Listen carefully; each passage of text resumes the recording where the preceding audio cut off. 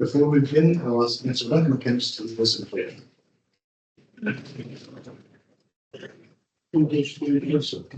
Eternal Father, give you thanks this afternoon for giving us all the opportunity to be gathered here in Comhairle and online.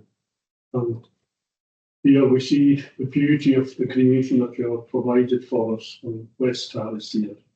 And Lord, we are so thankful for the guidance you have provided us. This community was seeing the opportunities that was available to them by taking over the community ownership, which is so clearly demonstrated with the facility we're in here. The additional housing that has been beside us for attracting youth back into an area that have seen so much drift away from the youth in those areas. And Lord, at this particular time, we should like to thank the leaders and the convener of the Comhairle and all the members as they move forward, and as we're seeing so many difficult decisions to be made and the challenges ahead of us, and we hear reduced budgets in all government, but in Westminster and in Edinburgh. And Lord, we pray that as a Comhairle we move forward in unity and understand that difficult and challenging decisions will be made.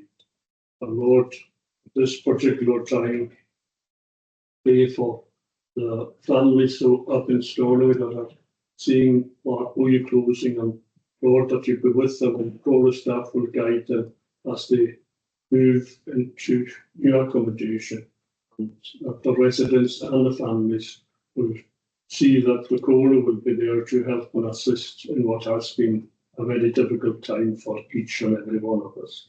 And Lord, we pray for the Chief Executive and all the staff that are putting papers together, and we take so much for granted, and the challenging times that they have faced, particularly with a cyber attack. And we have to thank all the staff that have been involved in such tremendous work in making sure that the Comhairle has kept pace with all the requirements. And Lord, we pray that as we move forward, that normality as much as possible can be restored to all the services. And at this particular time, we pray for the many in the community that are facing so many challenges with young families having to make the decision of whether they're going to be eating at homes or putting food on the tables. And no more so than pensioners that will see that winter allowance that they used to be allocated for each winter for fuel allowance, that will be removed from those, except those that are in need. And Lord, as we move forward, we as a Comhairle see that the opportunities ahead of us are very significant and challenging, and no more so than the renewable sector that we are seeing now coming to fruition, and the seeds that were sown by the Comhairle and the determination over the last 20 years is now bearing fruit. And that as a Comhairle we move forward and have a look and make sure that the communities benefit from the natural resources that we do have. And we ask all those things in your name and pardon our sins. Amen. Thank you, Mr. McInnes. I'd also like to welcome our newest members, the member for Harris. Yes, not Ken Clyde. And just so you're aware, we don't always host the first meeting in the ward after you get elected, so just for future reference, that one out. But it's great to be here. Thanks for arranging all the way. Always happy to say. This meeting will be recorded and will be made available on the Coroner's website following the meeting. Items 10, 12 and 20 will be taken in private at the end of the meeting. I'm ruling items 5, 6 and 10 as urgent to allow the matters to be discussed, considered certainly prior to the next meeting. In light of the recent UK and Scottish Government announcements, in order to receive their pension age winter heating payment, eligible pensioners in the Western Isles must ensure that they are registered for pension credits before the 19th of December deadline. The latest statistics provided by the Scottish Government indicate that 37% of eligible individuals in Scotland do not currently receive pension credit. It's due to 77,000 people. Applications can be made online, by phone or by post. Full eligibility criteria and details about apply is available on the gov.uk pension credit website. Many people are supposed to take advantage of that. On behalf of the committee, I would like to congratulate Mr. Dan McPhail and his team following the recent audit of Seaforth House on the 27th of August. The Seaforth House project was awarded a gold for its environmental design for ageing and dementia. This is a great achievement for the project and a combination of 7 years of engagement with University of Stirling's Dementia Services Development Centre. On today's agenda, item 1 on the agenda is the minute of the meeting on 19th June 2024. That's for approval. Read. B is minute of the meeting of 18th July 2024 and again for approval. So I can see. Read. Thanks very much. Item 2, declaration of interest. As usual, you're invited to declare an interest on any agenda item at this point, and if you come aware of any interest during the meeting, then we'll ask you to declare it at that time. Item 3 is the minute of the meeting. Sorry. Item 12. Sorry, I didn't repeat that again. David, this is item 10. Take the floor. Take. I do likewise. Yeah. Okay. Anyone else? Probably so. I'm supposed to do that one. Item 3 is the minute of the meeting of the Budget and Strategy Board on the 19th of August 2024, and that's for Eilean. Please, thank you. Minute of meeting of the Community Safety Board on April September 24, and that for approval of the recommendations at items 3 to 6. Agreed. Thank you very much. Item 5 is the minute of meeting of the Human Resources Subcommittee from 23rd September 2024, and that's just for noting. Agreed to note. Thank you. Item 6 is the minute of the meeting of the Gaelic on the 24th September 2024, and that's for approval of the recommendations at item 5. Agreed. Thanks very much.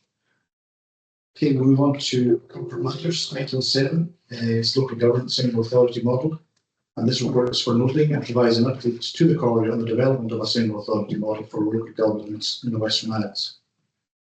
Paragraph 7 of the report sets out the processes being followed and the engagement with both ministers and other government organisations and agencies to develop this work. The statement of benefits of a single authority model are also appended to the report. So Bill will speak to the report and answer members' questions. Thank you, Chair. I'll be fairly brief because this policy element of our corporate strategy is very familiar to members and has always received unanimous support from the Chamber. It is just a progress report. It's just for noting. We ask you to note a significant increase in pace in work on public service reform under the single authority model, in particular, as I perhaps slightly cynically observe in 2.1, this has been reinvigorated both by ministerial support and by our own work, but also by the financial circumstances of the public sector, both national and local. So there's a positive, perhaps, and a negative there. I've set out at 2.2 the work we are doing with a very enthusiastic Minister for Public Finance, Eilean, and also with our Eilean Butte Council, which has the same enthusiasm for taking this forward as we have. So oddly enough, I'll draw your particular attention to 4.1, to the implications section. This work has implications for every one of these important areas: financial, legal, staffing, assets, risk. That's everything would be beneficially be affected by this work moving forward. It will be negatively affected if the work does not move forward. So I'll go on to next steps, which is paragraph 7.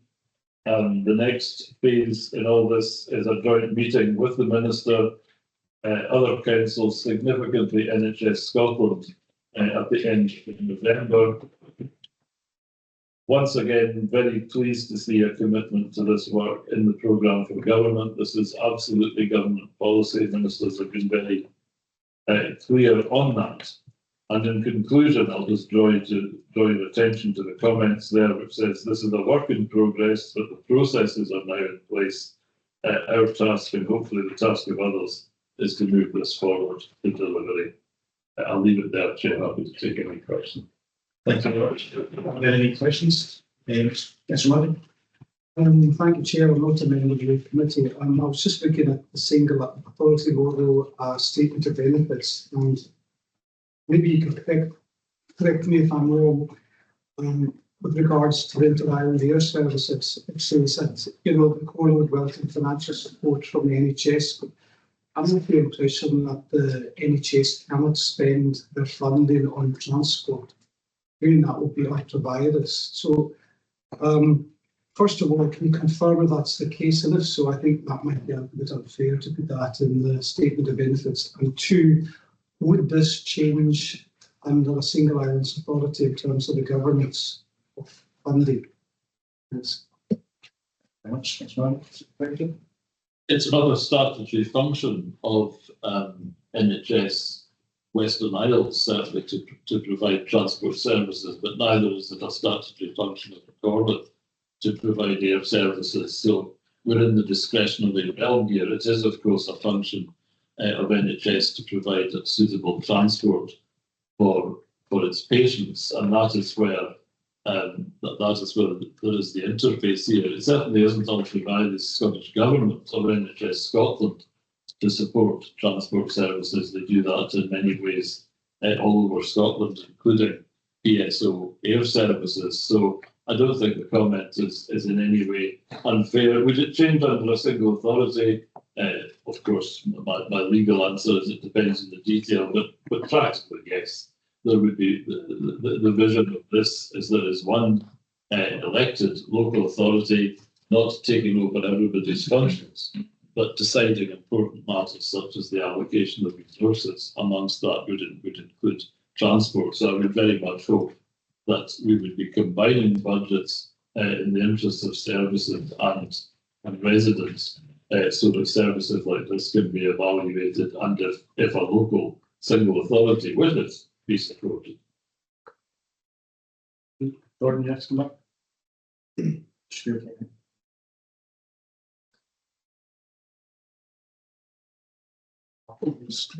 Thanks, Chair. Thanks for that response.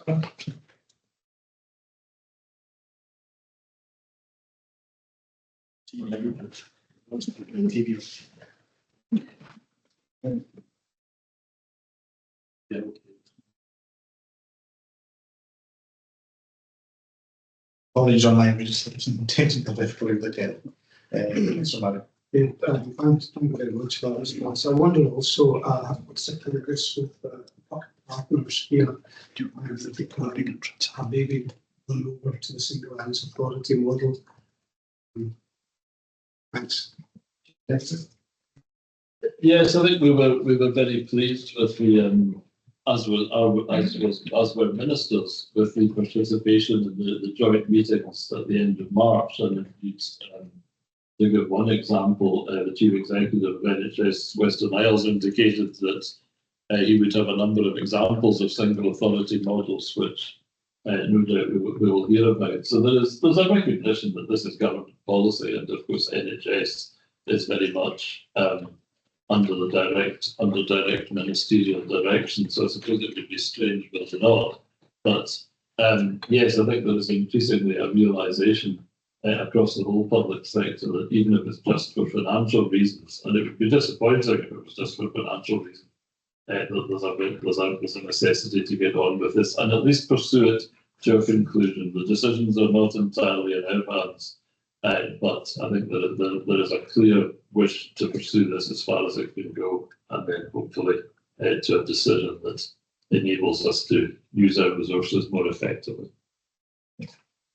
Actually, I like that point. Pursuing a conclusion is vitally important. For Ken Science McCormick online. Thank you very much indeed, Leader. I'm not hearing everything that you're saying, but I think I've got the gist of it. I'm very much in favour of this idea of a single island authority. And I suppose I was going to come down the same road as you've just travelled, in terms of the NHS. So I'm pleased to hear if the NHS is now actually working positively with this, because I rather thought that they would be the stumbling block in all of this. If it comes to the point, the chief executive, where a proposal is put forward and any of the organisations involved in this find it difficult to support that particular proposal, how would this decision then? How is the decision then made in terms of the final outcome? Chief Executive. Thank you, Chair, and thanks for this and the previous question. Ultimately, it is a decision for government. We have a local authority, we are government, so we can take our own policy positions. Other potential partners are not in that position because they're government bodies in one form or another. They may have autonomy within their own statutory areas, but ultimately they're government bodies, and it will be a decision ultimately for ministers. But that decision, one has to presume, will be taken in a context that this is government policy. And public service reform is stated to be amongst the highest priorities of government at present. So that is the context in which that decision will be taken. Angus, come back. Thank you very much. Thank you. Councillor McKenzie. Thank you. I'm not on the committee, Chair. I encourage my colleagues, as Mr. Butler said, because certainly in the past, there's a lot of positives here, but in the past there was, what we understood, I understood, that there was a feeling against this with the health board. Say that, they are Scottish Government.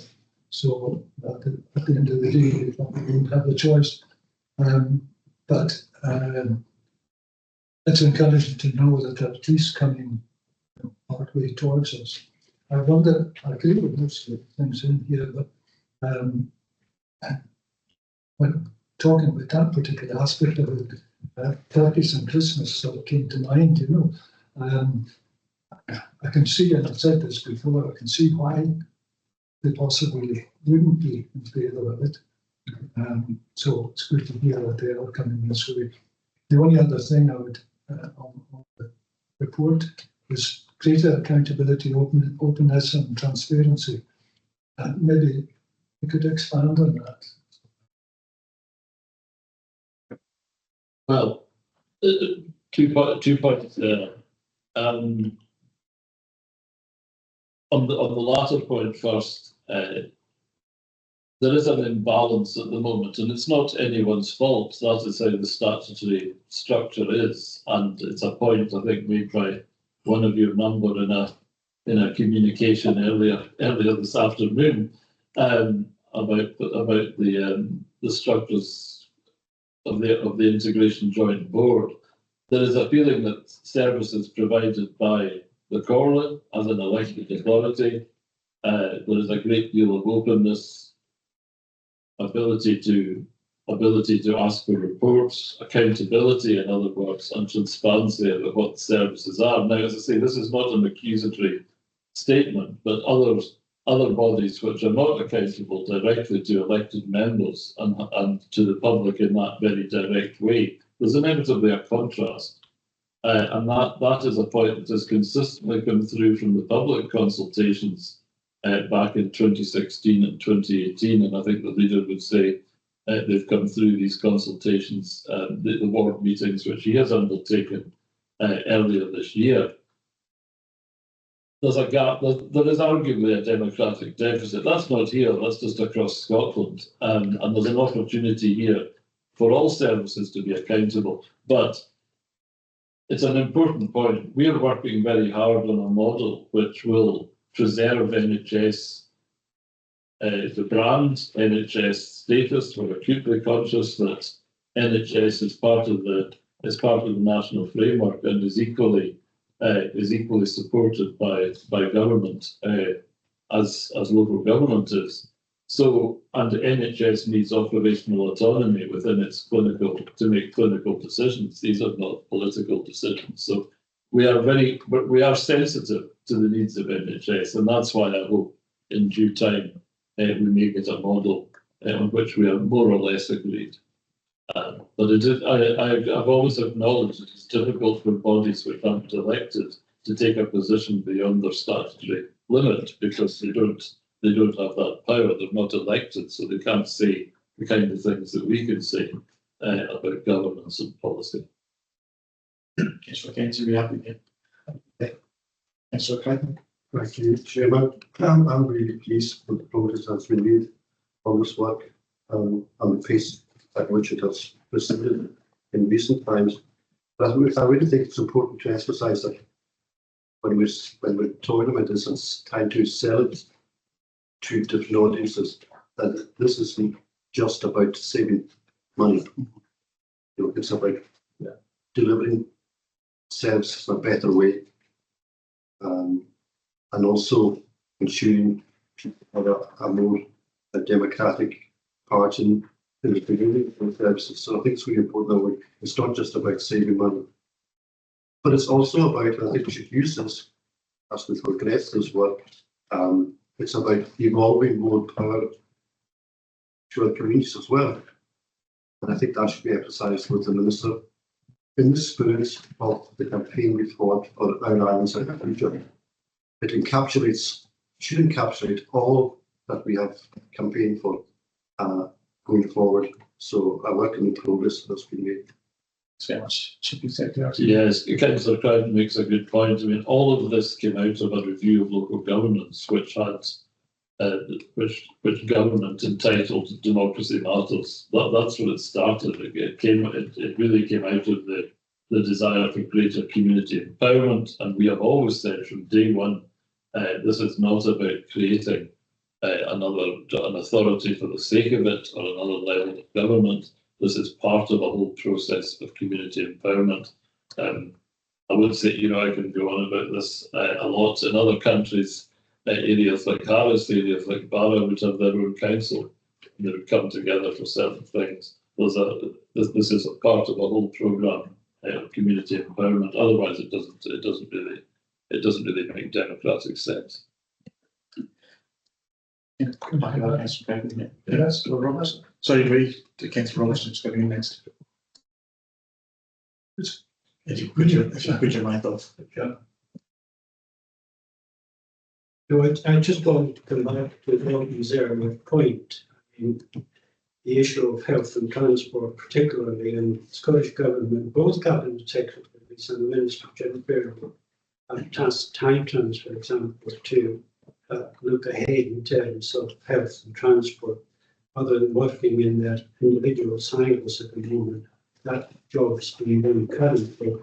Also in relation to the Western Isles Working Group, which includes the coroner and NHS Western Isles, is being formed with support from the government to take forward the issue of health and transport. There is an acknowledgement that both have to work closely together. Very much for listening. Councillor McKenzie, would you like to come up here?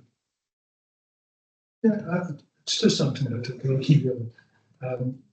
Where do I see ITV in the future? If this, I think it doesn't disappear, or would it be a separate committee then? Yes, personally, I wouldn't advise retention of the Integration Joint Board in its current form. I think you would need a committee, a board, or some such for health and social care. I think that makes perfect sense.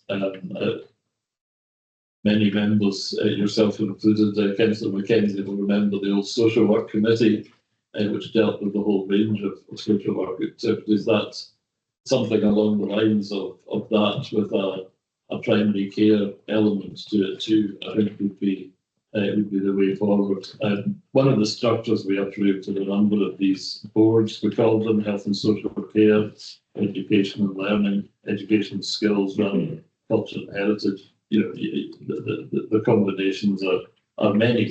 But yes, I don't think the integration joint board with its very rigid formation and structure would be what we probably would be looking for. But you would need a body for health and social care, absolutely.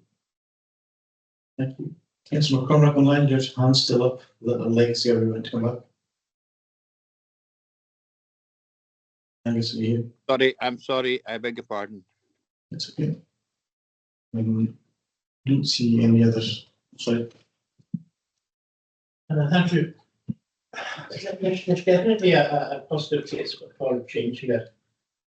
And although it's not about saving money, we do face huge challenges getting public funding, especially revenue and capital.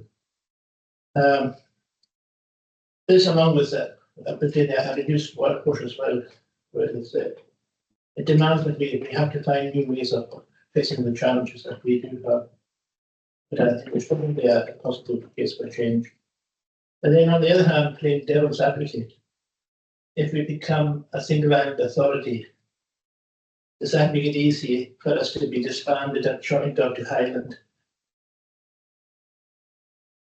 Mr. Hart? No, I genuinely see that as the opposite. I think it would strengthen immeasurably the concept of island governance. At the moment, any local authority can be abolished by one act in the Parliament, and this would give, I think, as much constitutional protection as the current settlement would allow. And I think at a political level, it would enshrine local governance of the island. Thank you.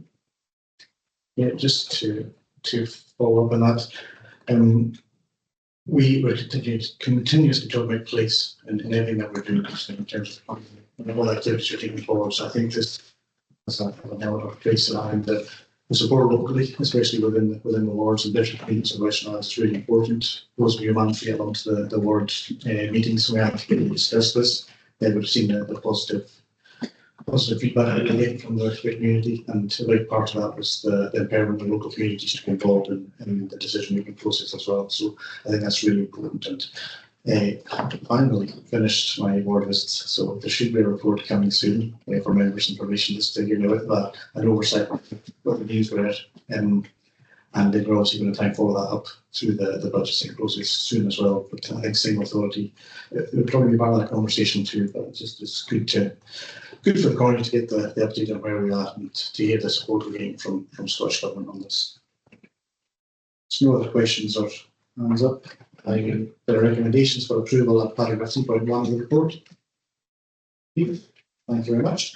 Item 80 is the cyber incident update, and this report is for noting and provides an update on progress and recovery from the cyber attack on Comhairle's IT systems.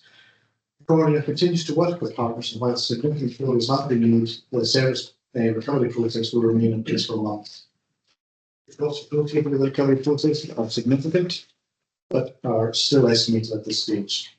The Comhairle is discussing a level of assistance in meeting those additional costs with the Scottish Government. And Norma Skinner is available to speak to the report, and Martin Nicholl is available to answer any members' questions. Do you have any questions? Mr. Mike. Thank you, Chair. Following the criminal cyber attack, the backup was affected. Sorry, I was going to say Norma was my first course. Sorry, I apologize. Probably shouldn't have taken it. Norma, are you hearing something now? Yes, thank you. It's the volume is a bit low from my end, but hopefully I'll try and catch what you're saying. Yeah, this is really just an update on the work on the systems that the services, IT and the IMT have been taking. There's been good progress, obviously, as you can see, but there remains work to do. It's anticipated that most services will be back online by the end of November.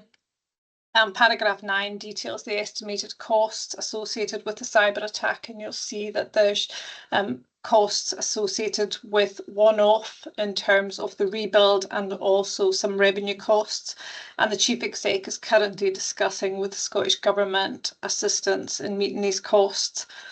At paragraph 11, I just highlight that with digitalisation, we are working to build back better, and that this cyber attack is, as we're building back, this is supporting delivery of the digitalisation strategy. And myself and Malcolm can take any questions. Thank you. Thank you very much, Norma. Fisherman. Thank you, Chair. I'm not a member of your committee.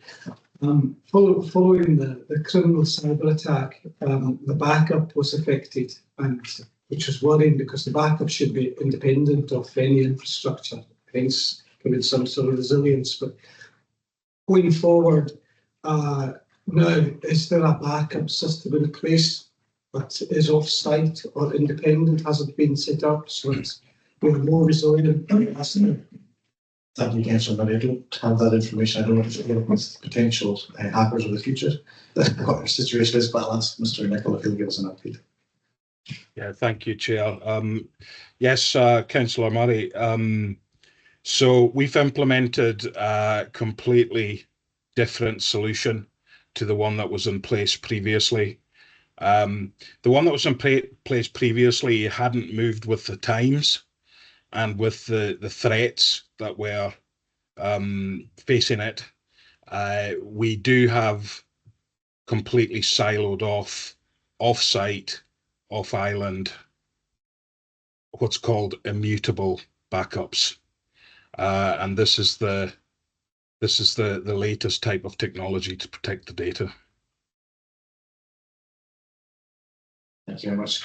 Gordon, next one.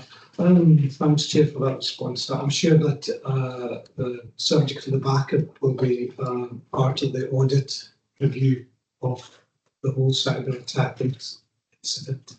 I wondered when that would be coming to the Audit Scrutiny Committee. Would you know, Tom? Thanks. That information. I can't be sure as to which series. I know that the work has commenced. I imagine it would be the first series in the new year, but that's an important guess. Mr. Morris, are you aware of anything on that? Not aware of it at the moment. I think the Chief Secretary did say it would be later. But seeing I'm on just now, could I just make reference, and I think it was on to the Audit Scotland report, which we're going to consider tomorrow at the audit meeting, make reference in previous years of insufficient IT progress. I know we picked up the cyber attack since then, but could I just take this opportunity, I'm not a member of this committee, but could I take this opportunity to get a reassurance there was work going on in the background, because I don't want Audit Scotland to think that we haven't, we've just been sitting on our hands. And then this has happened, blaming basically we haven't been doing anything. So we should have a little reassurance from Mr. Nicholl if we can. Mr. Nicholl, did you catch that? Sorry, I didn't catch all of it. Are you referring to work that's carried out since the cyber attack? No, Mr. Nicholl, I'm referring to the comment that Audit Scotland are doing the report which they're presenting tomorrow, saying that we were falling behind on our IT standards before the cyber attack took place. So it's really just to get the assurance that we're further ahead now, following what's happened in the cyber attack, or when they made. I know the report is dated, it's come back, the report back was submitted to Council some months ago, but it is dated. But I'm talking about the cyber incident since then, and they have elaborated quite a bit on the cyber incident. Yes, the work on developing the IT systems was very slow prior to the cyber attack. You know, there are a number of reasons, and you could attribute that to, but work was always still going on. There's no way that anybody was sitting idle and things weren't being developed. But since the cyber attacks happened, I mean, the IT team have worked incredibly hard in rebuilding the systems in a much better condition than they ever were. the systems have been rebuilt back to industry standards. There's a couple of different frameworks, security frameworks, that we are building back all the systems to, and that will be reflected in future audits, where they'll be able to see these frameworks that we're building to. Thank you very much. Are there any other questions or comments on the report? The only thing I was going to highlight was the excellent work that's gone into getting us back to where we are, and the work's going to continue taking us forward. And the worry, of course, is the advent of AI and the effect that's going to have on our security strategies in the future. It will be really difficult when it's AI against AI, looking out for the security protocol. So I'm sure we're probably leading most problems in that because we suffered the recent outage. Would that be the case, Mr. Nichol? I didn't catch all of that, but we will certainly. Sorry, you're going to have to repeat that. I didn't get it all. I was just saying in terms of the future attacks with the advent of AI, because we've gone through it recently, we're probably at the forefront in terms of local authorities in Scotland and being able to respond to that threat. Yeah, thank you. Yeah, I mean, this landscape is incredibly complicated, and the threat isn't going away. It's always going to be with us. The internet's just like the Wild West. It's not policed. It's a free for all. So our threat intelligence, our security knowledge has increased immensely over the last year. And there are certain recommendations that have been passed down to us through the ICO, which are currently being implemented, which will give us better visibility across our network and the ability to react better to existing threats and new threats. Yeah, thank you very much. Do members agree to note the report? Please, thank you very much. Thanks, Norman Malcolm. Item 9 is capital outturn 2024, and this report is for noting and provides an update on the capital outturn for 2024 projects totaling 28.2 million, were carried forward from the 2018 to 23 capital programme. The delivery of these projects is ongoing, with detail provided in the appendix to this report. During 2023-24, £60.2 million of expenditure has been incurred, largely on projects carried forward from 2018 to 23. The full breakdown is provided in the appendix to the report, and Norman MacDonald will answer members' questions. Norman, are you hearing us? Yes, thank you, Chair. I don't really have anything to add to the report. It's just formalising the reporting of the outturn figures for last year. It's like a few months since the end of the year, so the figures are as they are reported. Just to say that we will hopefully have a report on the current year, progress on the current year to the next CDs. It's happy to take any questions. Thank you very much, Norman. Are there any questions? Councillor Mackenzie, you ready? Okay, just clarifying from my own point of view, the carried forward from 18 to 23 was 28.2. We were awarded February 23, 23, or 23, 24, 29 million, and there was additional later on, an additional 18.7, which only 72.9 million. Is that correct, Norman? And we spent 16.2. Norman, did you catch that question? Sorry, I didn't actually hear what Councillor Mackenzie was asking. Right.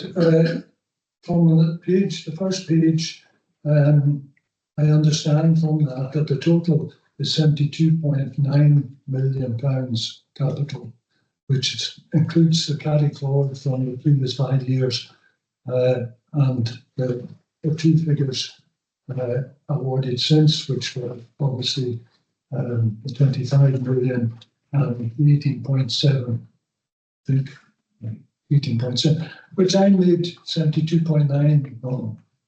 Is that correct? Just some interest. I don't have the spreadsheet in front of me at the moment, but I'll clarify the figures for you and send it to all the members. That's okay. Yeah, thank you very much. No hands up or lights on. So the members need to note the report. Thank you. Item 10 will be taken in private at the end of the meeting. So item 11 is strategic risk. This report seeks approval of the strategic risk register, which is appended to the report along with the strategic risk matrix. The Comhairle has identified 50. What's going on? Hello? Hello. The Comhairle has identified 50 strategic threats, and the profile of these risks can be viewed at Appendix 1. These are rated as 9 high and 6 medium risks. After controls have been implemented, the risk profile reduces to 4 high risks. Appendix 1 provides a summary of the risk register and an overview of changes to risk ratings over its previous reporting period. The detailed strategic risk register can be found at Appendix 2.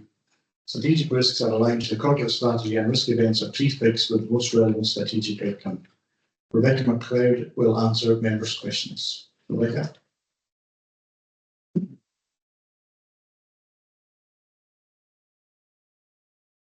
Hi, thank you. Can you hear me? Yes, we can hear you, yeah. Would you like me to add to the report? If there's anything you'd like to add, if not, we can Yes. just go through yeah. Yes, please. So as you stated, Appendix 2 shows the detail. Appendix 1 shows a summary of our strategic risk profile and highlights the changes made to risk ratings since last reported.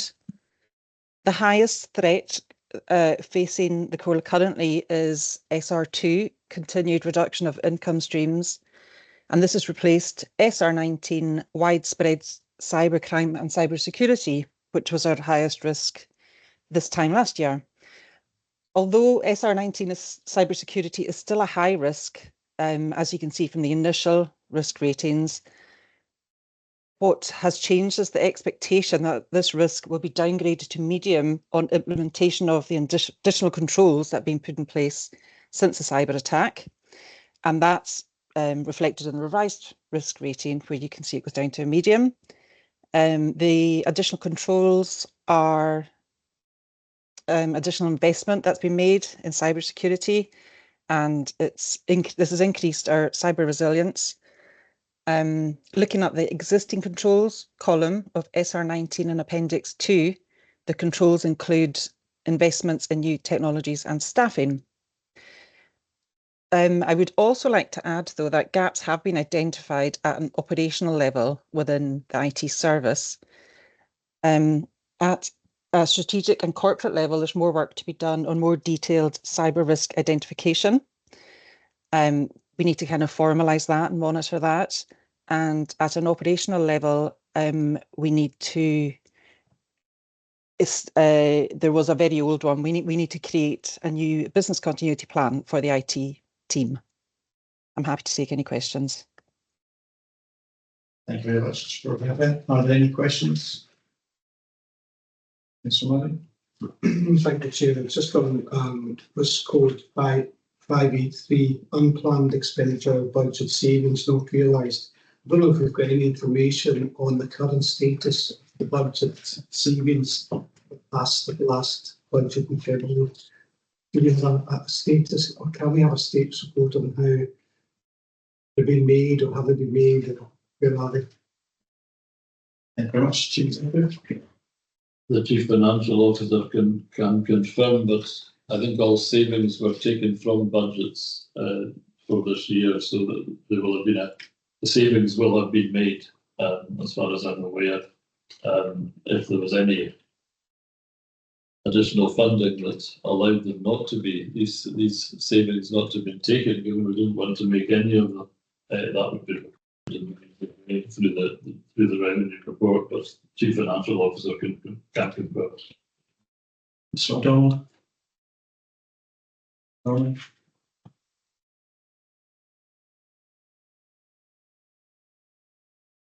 Are you hearing us, Norman?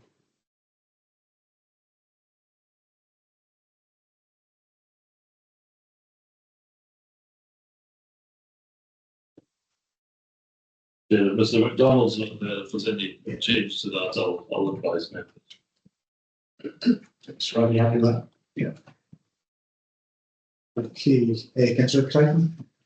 Thank you, Chairman, and thank you, Brett, for the report. I suppose all the risks can be traced back to the lack of funding, the risk to income streams.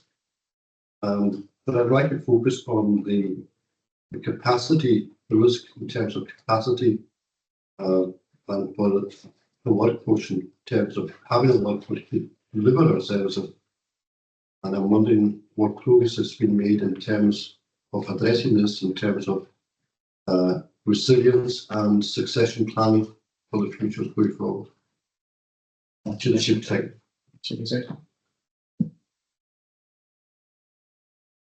I think our succession planning and resilience is, I can't say second to none because I don't know the details for every council, but we have been very, very fortunate, and it's not just luck, it's preparation in having in being able to make appointments to the vast majority of senior positions in the leadership team.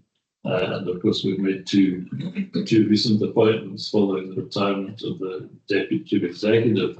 As I say, that is not good fortune. It can be good fortune, but it's not. It's the result of a planned workforce strategy, which includes bringing on your own employees from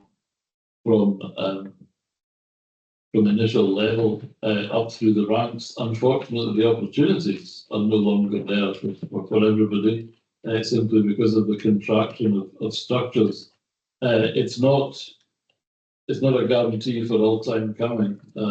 Absolutely, I wish that it were. And capacity and resilience remains, wearing my head of paid service hat, always one of the biggest concerns and one of the first things I look at. But we have been able to cope with the planned retirements that we've known about. As well as we can, and there are no posts at senior level at the moment unfilled or filled by consultants or filled by agency staff, and there aren't many councils in Scotland who can say that at the moment. But I say that without a hint of complacency. It could happen. It could happen at some time or another. But we have a plan to avoid that, and so far that plan is working. Just to ensure that that we knowledge and experience is passed on through the system and through the workforce planning. That we're losing people, but we're also losing a lot of knowledge that's going out to deal with it, and trying to retain that and pass that legacy on for the benefit.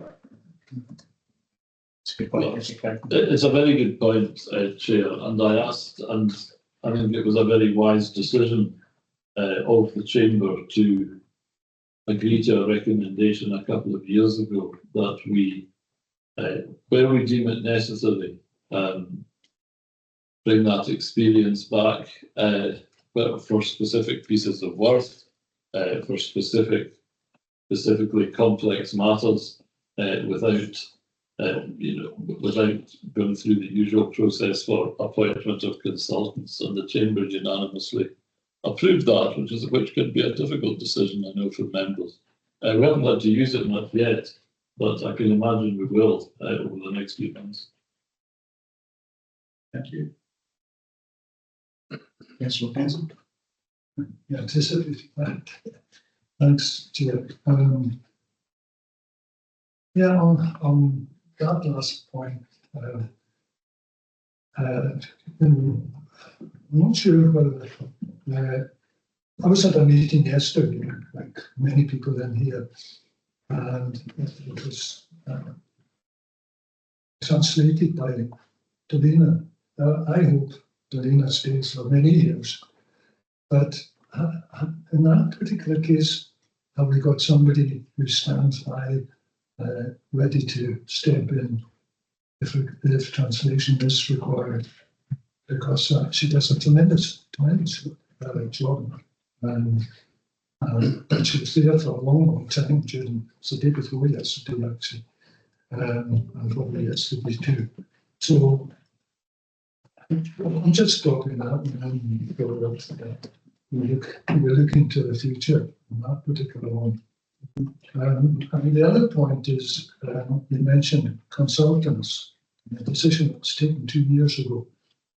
Can we have, as a council, can we have a look at when consultants are taken in, and it's reported on a regular basis?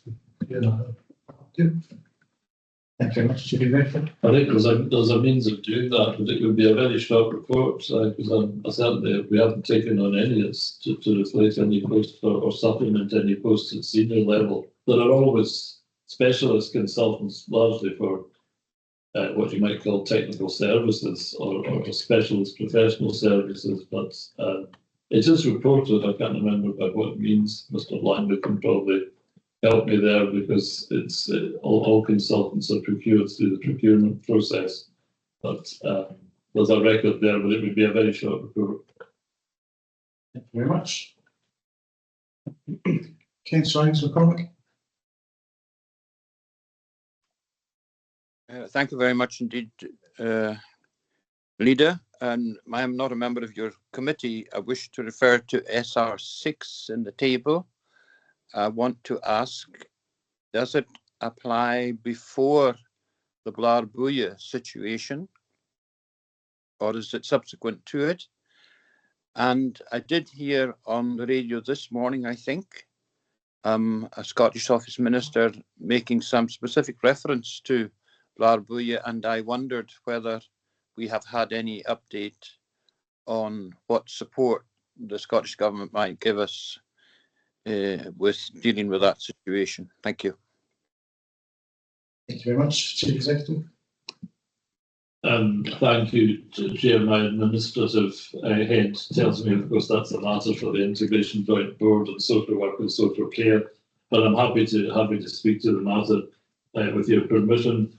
The risk precedes Blairbuia. I suppose Blairbuia is, if you were looking for an example of how prescient a risk register was, that was it, because of course we have the risks that are identified there are exactly what's come to pass. So at least you can be happy it's a sound risk register. That risk SR6 is designed absolutely to take account of the vulnerability of many services within the social care framework, and that's been amply demonstrated. On support for Blairbuia, we have pursued some support or explored some support for keeping those premises going by talking about the capital works required. Now we're in public, and I don't want to pursue the commercial sides of that, but suffice to say that support wasn't forthcoming. Now that Blairbuia has closed, I have asked for a meeting with senior officials in health and social care at Scottish Government, and I think that will be arranged very, very soon. I've asked, and our MSP has offered to arrange a meeting with the Minister for Social Care, and I've responded this very morning to say I would like that to happen in immediate, as quickly as possible. We all know the pressure that's putting it mildly, losing 38 beds from the care service in Lewis will place on delayed discharges. We also know, referring back to item 9, that we're not exactly awash with capital to do very much about that in extending our own facilities, and it's these matters I wish to talk to the Minister and her officials about. Thank you. No other hands up? In that case, there's recommendations for approval of paragraph 3.1 of the report. 3. Thank you. Item 12 will be taken and filed at the end of the meeting. So item 13 is capital programme. This report provides an update on progress with the Barra and Battersea Community Campus project. The revised project governance arrangements are detailed in Appendix 1 to the report. The next steps are outlined in paragraph 2.4 of the report, and the key milestones are detailed in Appendix 2. Mark Comhairle will speak to the report, and Dan McPhail is also available to answer members' questions. Mr. Burke. Thank you, Chair. I'm conscious many members will have heard my narration of this report at Education and Children's Services yesterday. So I'll be a bit briefer. 2 points to this report. One is to provide an update on progress. Next is to move the project on to its next phase. And just by way of background, we had a very important meeting in Battersea in April, followed by a very important special meeting in July.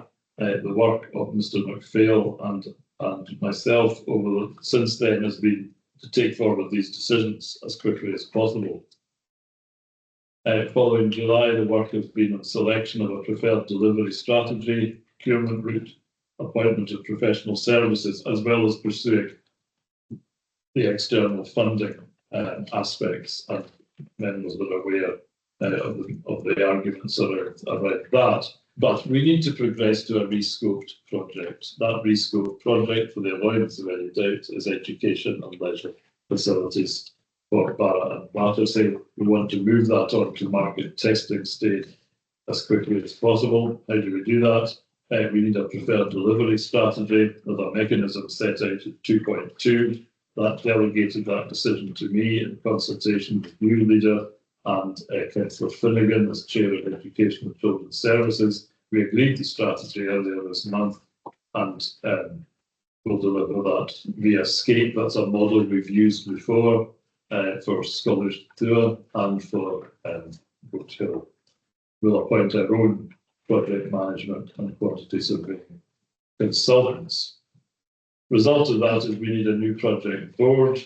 And that is the detail of that is set out in the appendix. The only amendment from yesterday's committee will be a recommendation that both local members for Barra and Battersea be members of the board. I'm almost presuming this committee may want to affirm that recommendation, and that would leave a board of 6 members and 3 officers, with Mr. McPhail and I, just for the avoidance of doubt, being principal advisors with a right of attendance, because certainly I will want to keep an eye, as it were, on this major project for this term as it moves forward. Finally, Chair, I've observed at 2.5 what we'll be doing, and I've observed that it's anticipated that the next few months will be an intense period of work for the project. So my thanks to those in anticipation who are serving on the project board, because it will be quite a busy period. Recommendations are there to note the report and agree the revised project governance arrangements, and that's revised following yesterday's meeting of the committee, and with the addition of Mr. McPhail and myself as advisors. Happy to take questions, Chair. Okay, thank you very much. Are there any questions from members? I don't see any hands up. Lights on. So thank you very much for the report. The recommendation for approval of paragraph 3.1 aligned with Education Support and Children's Services Committee's recommendation that both elected members should rely as after appointed to the project board. We agree. You agree with all that. Item 4, Women's Strategy. This is customer service strategy, and this report seeks approval of updated customer service strategy, which is appended to the report. And Mark Person is in line. Yeah, Martin. Chair. Is there anything you'd like to say about the report? Thank you, Chair. Yeah, I think this is an appropriate time to review the customer service strategy, given the emerging technology that has been developed through the incident management team. We're really looking to reassess how we provide services to customers, particularly in relation to contact. I think there's a real opportunity here to see what we can be done differently rather than replicating what we had previously. The key aim of the strategy essentially is to provide a consistent approach to service delivery guided by our customer care standards, which are appendixed in the report. If I could just draw your attention to the executive summary. What we're looking to do is support service areas, reassess the responsiveness to how people contact us. We have some technology emerging in terms of a new website, a new online forms package, and a new telephone system. So we're in a strong place to reassess how we do things and see what we can do to maintain standards with a reduced workforce. What that translates to in practice essentially is written out there in 2.5. We are trying to encourage self-service where possible. This will free up officers' time to deal with those that aren't digitally enabled by an appointment system where appropriate.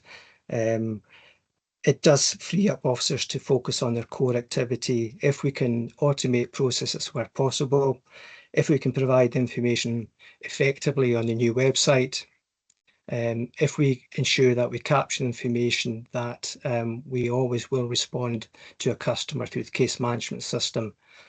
I think we can try and maintain standards whilst delivering services with a reduced workforce. I'm happy to take any questions.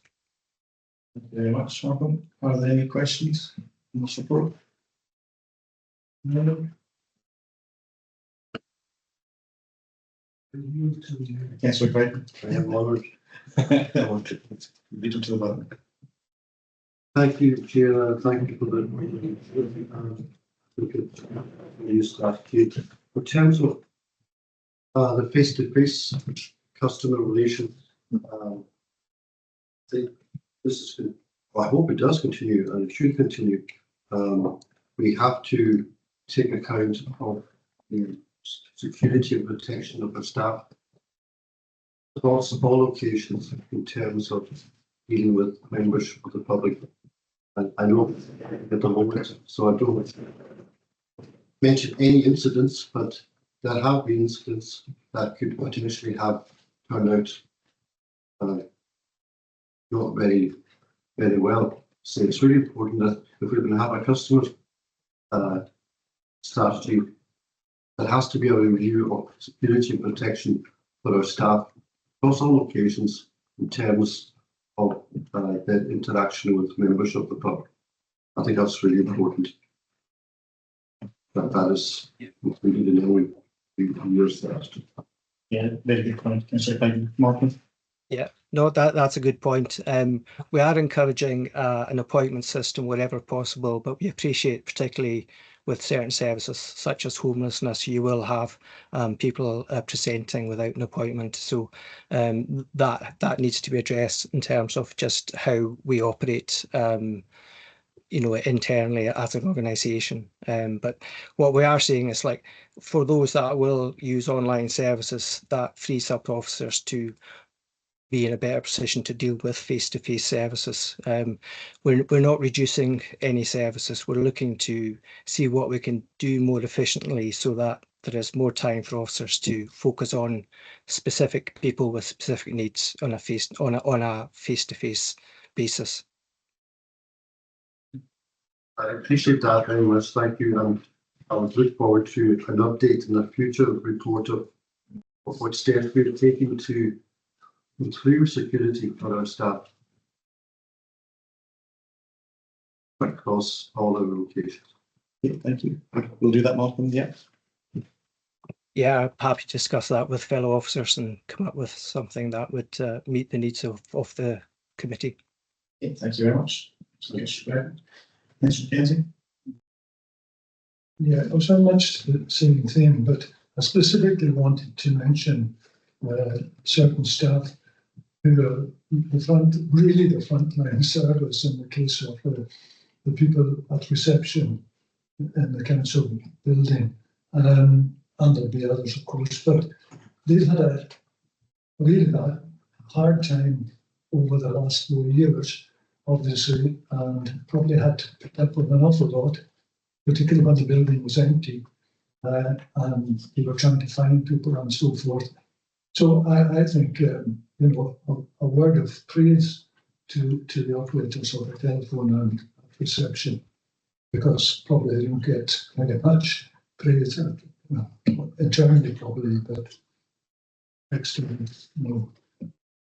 Thank you very much. I think the whole committee would echo those sentiments. I think the work they do is fantastic, and especially post-COVID, it's been a very difficult time, so their work is very much appreciated. And if you can pass that on, Malcolm, that would be. Absolutely, absolutely. Thank you. Are there any other questions or comments on this report? No, in that case, the recommendation for approval of paragraph 3.1 agreed. Thank you. Item 15, communications strategy. And this report sets a strategy for the coroner's internal and external communications. The strategy seeks to improve external communications by increasing engagement between members, officers, and the communications team. The draft communication strategy is appended to the report, and Malcolm will introduce the report, I believe, and James will answer members' questions. I'll hand straight over to James. Chair, you've done all of the work with this. James?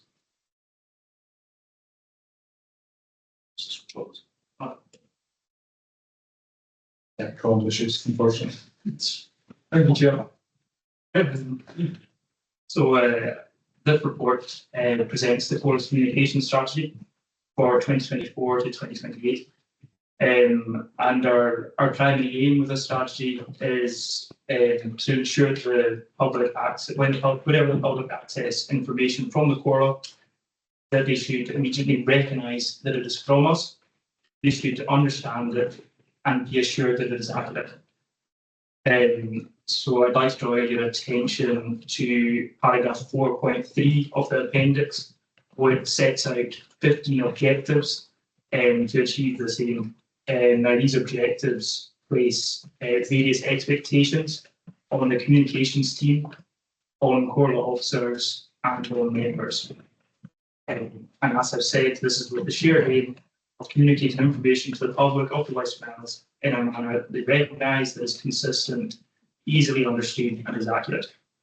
Now I'd like to add that although this report intends to set out the communication strategy for a period of 4 years, it should be noted that the Comhairle's approach to communication must be adaptable, both in consideration of technological developments internally, such as the development of the new website, and in terms of external developments, such as new social media platforms.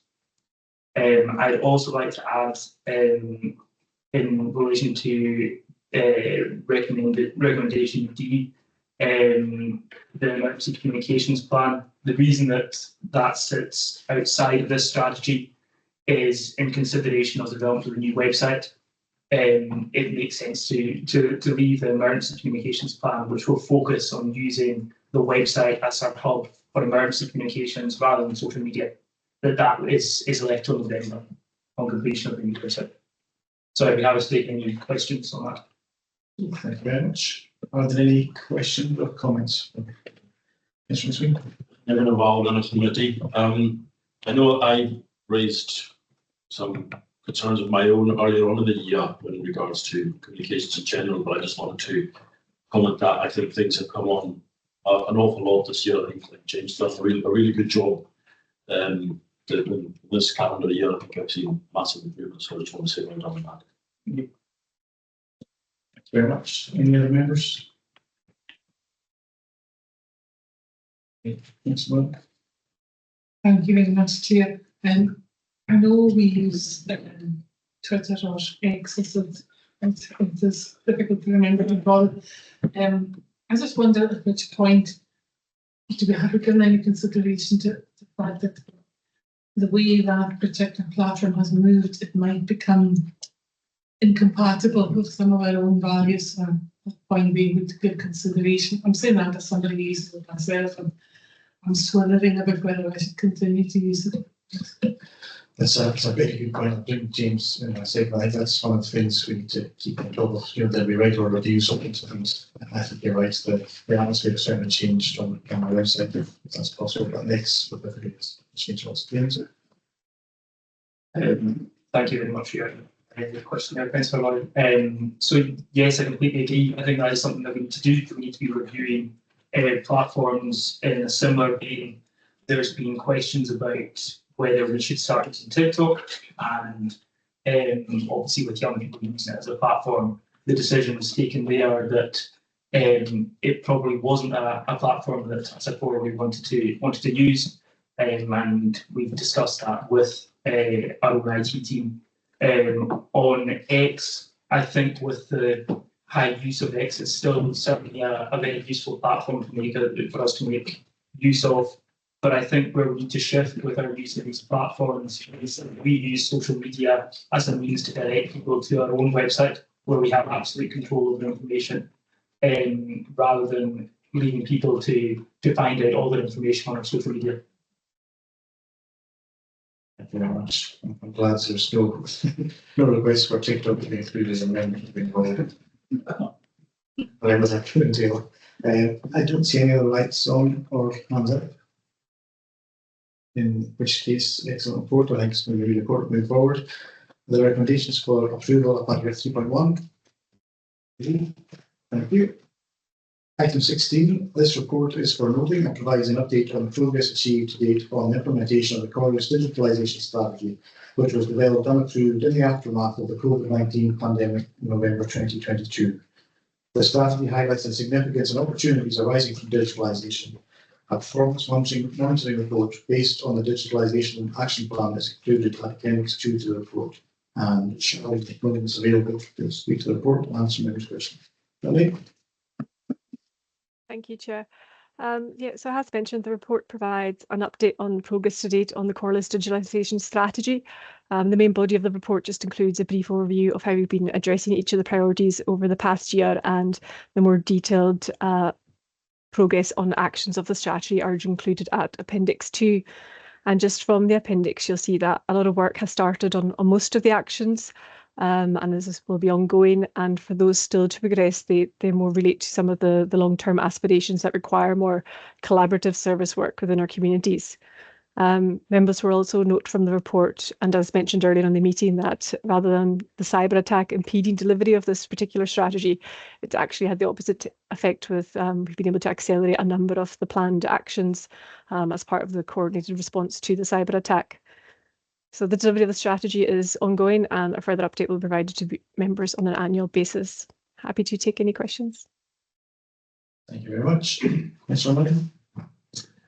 Thank you very much, Chair. Just a couple of points. I wondered, are we still live streaming our committees? I've had a few, not complaints, but mentions that I can't access the live streaming now and again. Just wondering if we were still live streaming. And the other one was probably connected to the communication strategy as well, is the YouTube videos. Are we able to put the YouTube videos of committees onto the website so that they're easily found in one place for people to look at them? Excellent. Again, David in person. In regards to live streaming the meetings, we don't have the ability just now with the temporary website, but I'm sure we will be reviewing that when the new website is in place. There is a link in the temporary website to the YouTube channel, which directs any users to the channel which hosts our meetings. And again, we can look at that. The issue is with access and providing translation facilities. Access and subtitles, that is achieved through YouTube. That is why we use YouTube and direct people to that. We can look at making that link or that direction clearer on the new website. The recordings of the meeting are, and I'm looking at the rest of the team, it's usually the same day that we're able to post the meetings, obviously subject to being able to download everything with bandwidth. Thanks, Mark. No, there's no words just that will repeat. Are there any other questions or comments?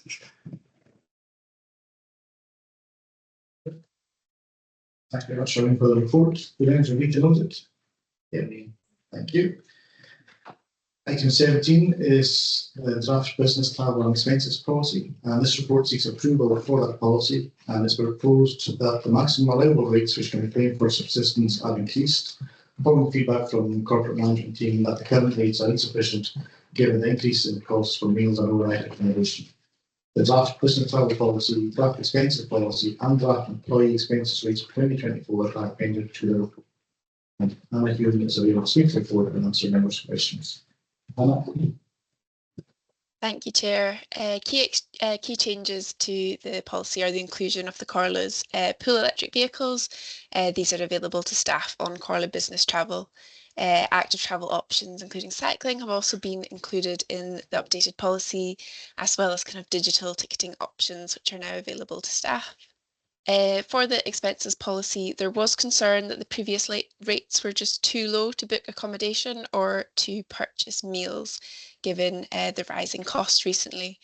So it's therefore proposed that these rates are increased to the rates detailed in the appendix and that these are reviewed regularly going forwards. Happy to take any questions. Thank you very much, Anna. Are there any questions or comments from members? No. In that case, there's recommendation for approval of paragraph 3.1 of the report. Agreed. Thank you. Item 18. This report seeks approval of a revised post-entry training and education policy and related training agreement.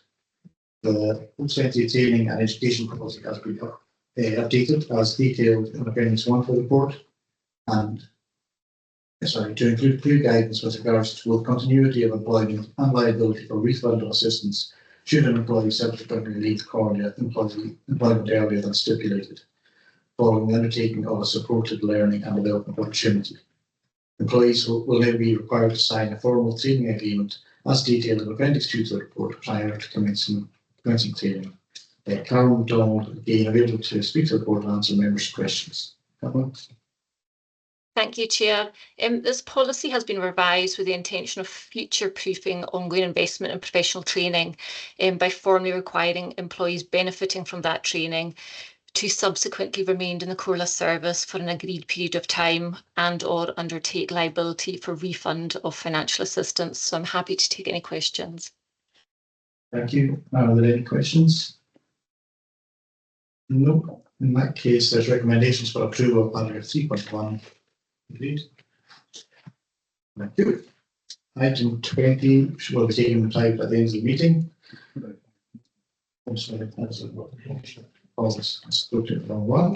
Item 19, this report seeks approval for a hybrid working policy. The draft policy was considered by the corporate management team and the employee joint consultative level, and updates have been included in the appended draft policy. Norma Skinner will answer members' questions. Norma, anything you'd like to say on the report? Thank you, Chair. Yes, just to say that this is really a natural progression on from the home working policy that was developed during COVID. Obviously, staff are hybrid working, and this provides a structured framework for managers and employees to navigate the challenges of meeting service need, customer expectations, and the office space limitations. And as you'll have heard from some of the other areas, this also aligns with some of the customer service strategy areas. This applies to approximately a quarter of our staff at the moment. So it's just a reminder that the majority of our workforce are not office based and are attending workforce daily, carrying out essential work in the community.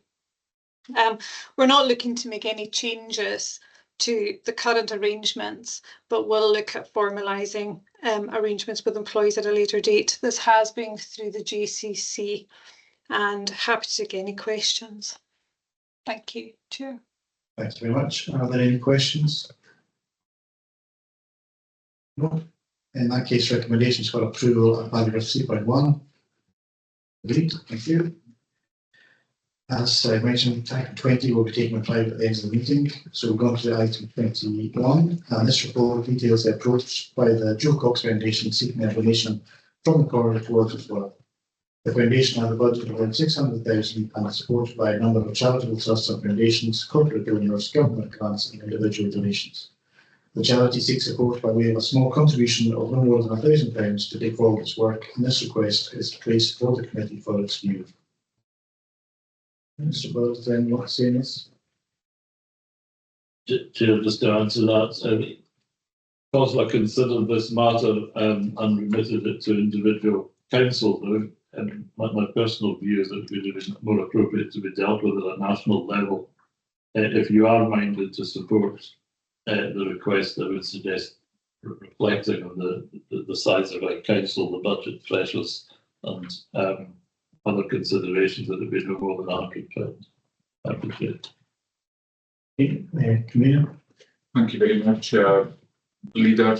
I don't think we should support it, but I think this is more an English-based charity, and of course, we're not minded to grant a donation. I don't think the local authorities should either, because it's the majority of they're based in Leeds, I think, and the majority of the work is in England. So I don't think we should make a donation. Again, if we do make a donation, we'll be opening up a can of worms. Thank you very much. Are there any other comments or views they want to speak forward? No. In that case, we're looking for views. We mentioned the recommendations were to note the request and consider whether to certainly quadrennial. Yeah. So council can say it's the conveners proposal not to be in agreement. Yeah, okay, thank you very much. I think it's very worthy stuff that we're doing, so I think that should be noted. So yeah, I appreciate the comments. Item 20 is should be looked at by the recommendation. Yeah. Reports outstanding, and this is for noting. If anyone has anything like to say, please note. Thank you. We're going to go in private now with, just before we do the next scheduled meeting of the committee will be on Wednesday, 27th November 2024. We'll move on to private.